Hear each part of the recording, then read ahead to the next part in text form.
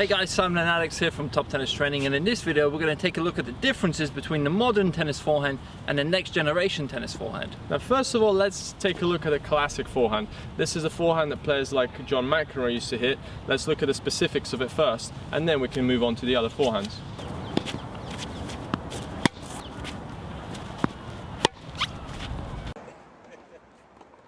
So the main differences for me, number one, the grip. The grip is more Eastern forehand, or it's even a continental, which is the chopper grip, and the racket path is a lot more upwards because they want to finish high over their shoulder in this classic style.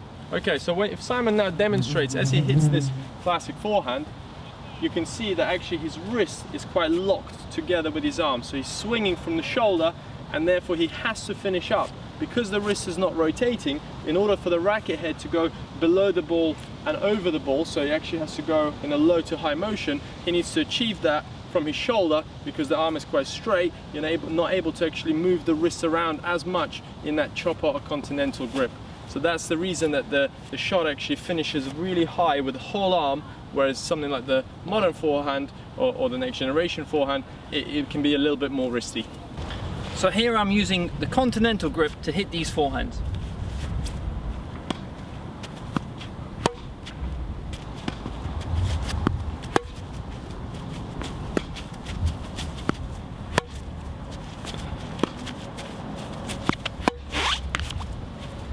As you can see there, one of the big disadvantages of using that style of play and that style of forehand is dealing with the high balls.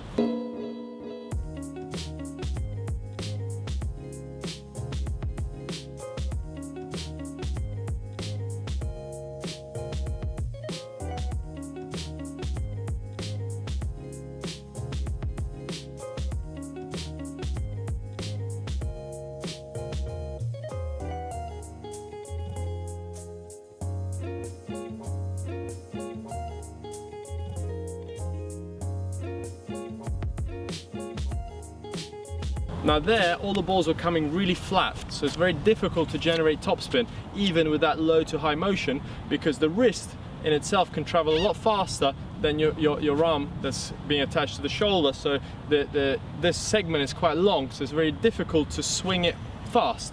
So actually the shot is quite controlled.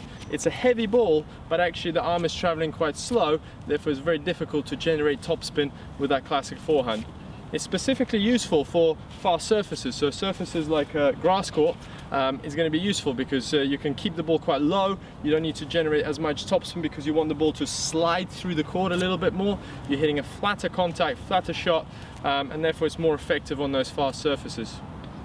However, it does become a lot more difficult if you are playing on clay, because the balls come up a lot higher, and with that grip now it's actually very difficult to close off that racket head in order to generate topspin. Therefore the high balls become difficult, and that's something that those players struggle with. Therefore they're not going to do as well on the higher bouncing clay courts. Now as we continue developing the forehand into the modern game, a lot of the court surfaces are actually higher bouncing. There's a lot of clay court tournaments, so now the players have started to adapt their forehand and actually turn it into more of a modern forehand. Now Simon, what is the modern forehand? So the modern forehand for me, I would look at Roger Federer as the greatest example. So he's got the tip of the racket, top of the racket, he's pointing it up in the backswing. So the racket is staying in this position throughout the swing until he gets to that back position. When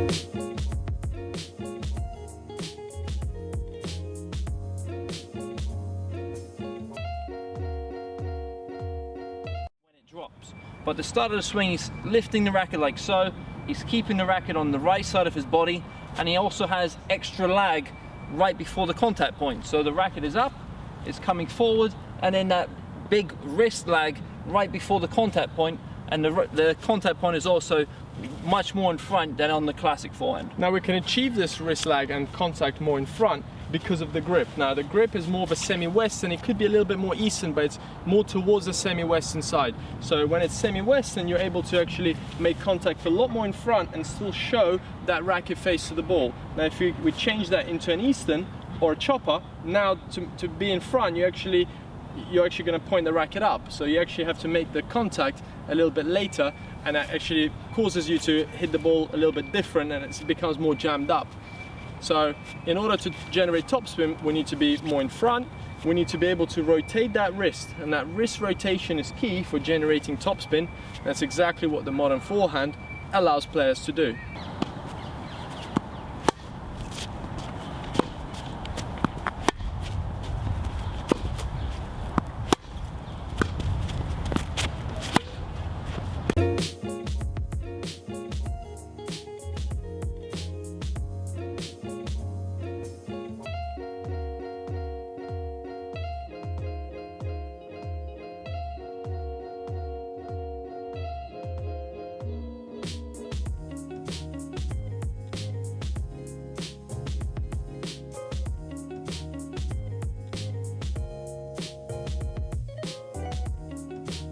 Now there you could see Simon using a lot more the open stance or the semi-open stance, and actually less of the neutral stance or even closed stance that you would expect more with that classic forehand.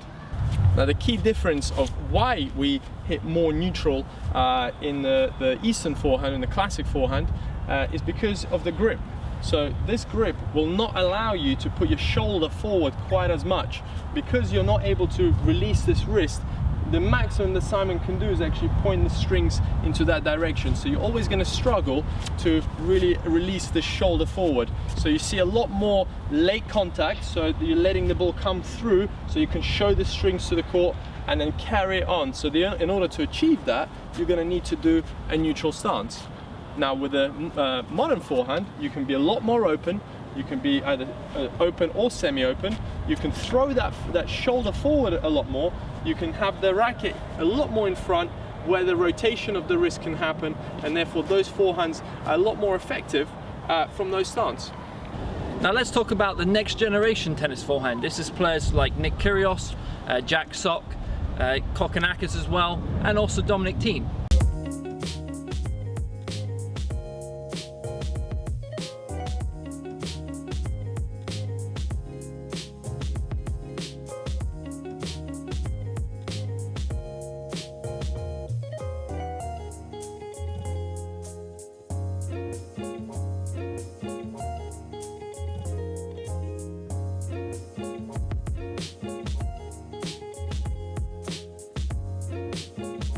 So here, the grip actually rotates even more around, so it becomes, you know, even more than the semi-western. It becomes more of a western or the extreme semi-western grip. Now in this position, the racket can generate the most topspin because the strings are pointing down the most. Now they're able to rotate that wrist as much as possible. They're also able to go up on the ball a lot more. So the more that you have this grip, the more upward motion I can do. It becomes a lot easier. High balls become a lot easier, and the whole swing becomes a lot snappier with this grip. Now at the start of the stroke, you'll notice that a lot of the players lead with the elbow. So the elbow is leading. The tip of the racket, unlike in Federer's forehand, is now pointing towards the oncoming ball or the opponent. So the racket is like this,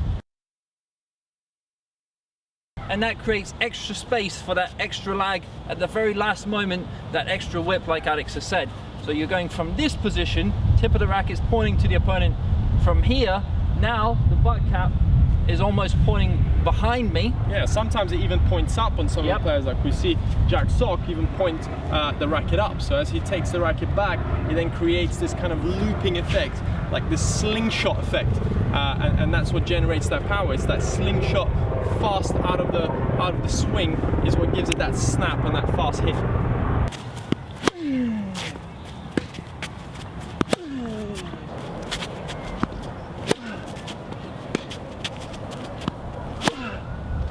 Now another big difference is the finish on this forehand. So because of the grip, you don't want to stop the racket out here somewhere, you want it to carry on. And to carry on, the easiest path will be then from here across my body. So you see the finish with the arm wrapping around the chest, or even going down to my left oblique if you're a right-handed player. And you'll see actually the butt cap almost point up at the end, where the racket actually dropped all the way. So it's completed its move all the way around and it's pointing up now. And that's because of that, the racket actually traveling up during contact is not as much through, where with the modern, we have like a little bit more closer to the classic, where we're going through and up and rotate, whereas with the next generation forehand, it becomes a lot more up. We're getting the through motion from this whip, from this elbow shooting forward, but we're getting the wrist is just moving up, so you're getting that super big topspin, and that causes the racket butt cap to point up at the end, because if you were to slow it down,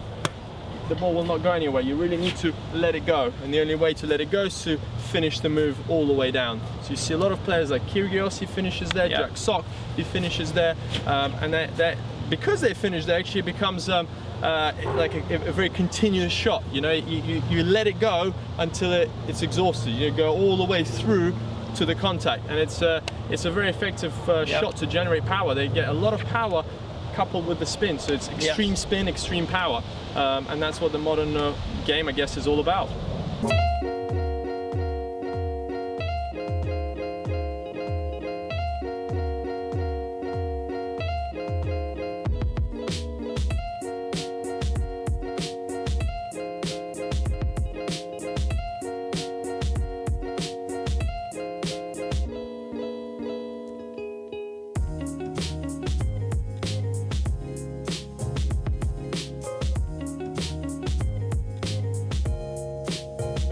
Now Alex, when you were hitting those, did you feel extra stress on your wrist, on your shoulder, on your elbow? Yeah, so the least stress I found for myself was the modern forehand. Yep.